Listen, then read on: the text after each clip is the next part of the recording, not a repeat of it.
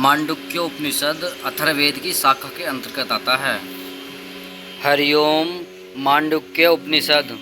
ओम यह अक्षर ही सर्व है, सब उसकी ही व्याख्या है। भूत भविष्य वर्तमान सब ओमकार ही है, तथा अन्य जो त्रिकालित है वह भी ओमकार ही है।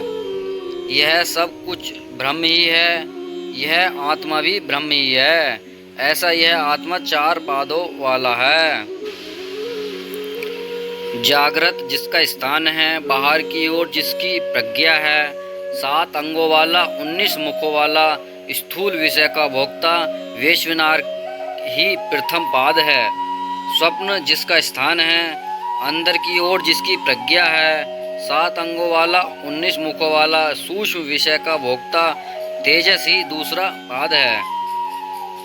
सोया हुआ जब किसी काम की कामना नहीं करता, न स्वप्न देखता है, वह सुषुप्ति की अवस्था है।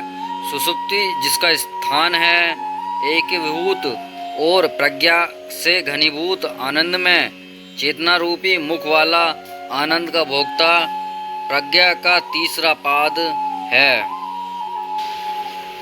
यह सबका ईश्वर है, यह सर्वज्ञ है, यह अंत आयामी है, यही योनि है।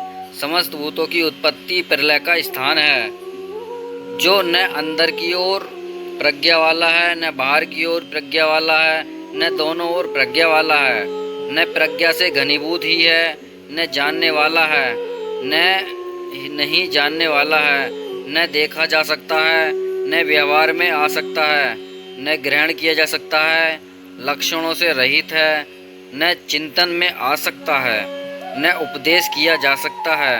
एकमात्र आत्म ही प्रतीति ही जिसका सार है, पांचजन्य से रहित है।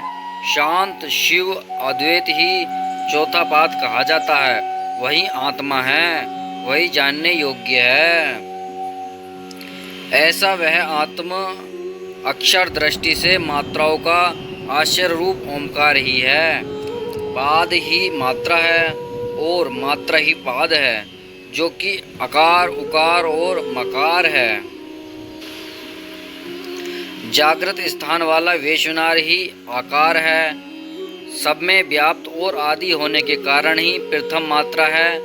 जो इस प्रकार जानता है वह समस्त कामनाओं को प्राप्त करता है और सब में प्रधान होता है।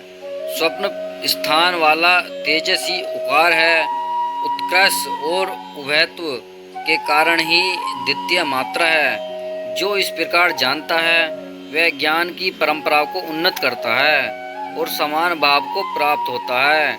उसके कुल में कोई ब्रह्म ज्ञानहीन नहीं होता। सुषुप्ति स्थान वाला प्राज्ञ ही मकार है, जानने वाला और विलीन करने वाला होने के कारण ही तृतीय मात्रा है।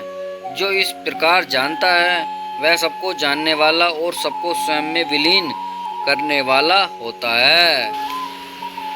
मात्रा रहित ही वह चतुर्थ है, अव्यवहार अपचर रहित शिव अद्वैत ओंकार रूप वह आत्मा, आत्मा के द्वारा आत्मा में ही प्रविष्ट होता है। जो इस प्रकार जानता है, जो इस प्रकार जानता है। मांडुक्य उपनिषद समाप्त। हरिओम।